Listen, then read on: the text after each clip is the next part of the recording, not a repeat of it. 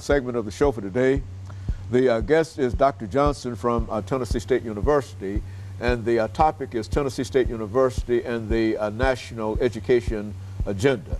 Dr. Johnson, let's give you, over the last segment that we have here, an opportunity to inform our audience in a real sense of what you consider to be important in reference to this national education agenda and the part that Tennessee State University is playing in terms of trying to make that a reality. Okay. Thank you for that opportunity to share some statistics with you and also to show you how important this is to our nation at this point in time. Dr. Haney, you are aware that unemployment right now in the United States is roughly about 10%. Now that's extremely high. And so what that means is that we've got to increase the level of participation, not only in higher education, but ultimately to increase those employment rates in the country. Now, if you translate that into how universities and colleges can help, right now the Obama agenda is to increase the amount of jobs in high-tech areas by about 2.5 million jobs. That's what he's trying to create with the stimulus funds and with other measures of funding that he's put into place. And so he's committed, you know, when you talk about the funds commitment, he's talking about college access and completion funds that is funded at about $2.5 billion over 5 years. Now that's a lot of money. That means, is that the money that will allow people who would maybe not have an opportunity to Absolutely, go access? absolutely. Speak to that. Go ahead. And so this is going to cover a lot of people that might have stopped out of going to school because of family situations or because of affordability issues. So it's going to help improve access and affordability. These are key components.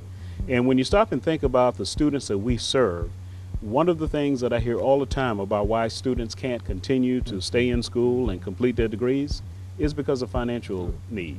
As a matter of fact, there was one of our students interviewed in the Tennessean that talked about being in school for 8 years because he's had to stop out to get a job to take care of the out-of-state fees. Well, the kind of funding that's going to be put in place now will help to ease that financial burden.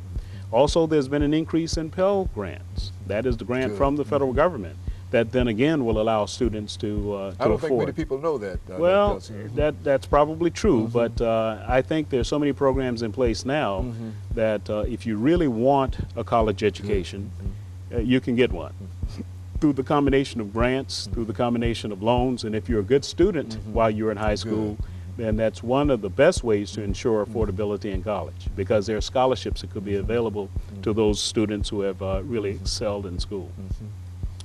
But let me just also mention that there's another program called Race to the Top. I alluded to that program in an earlier session. This again is a competitive program, so you'll find many states trying to compete for the Race to the Top. And so what this is designed to do is to enhance the standards, not only in K-12, but also in teacher preparation programs in the universities. And so we are trying to become a part of the Race to the Top proposal for the state of Tennessee at Tennessee State so that we can help to improve the quality of teacher education. And so we've got a proposal in that if it's approved, we'll have projects for improving K through 8th grade in terms of teacher education for all of the metropolitan areas in the state of Tennessee. And so you'll be able to, through Tennessee State University's program, be able to touch many of the... Not only Tennessee State, we're now partnering with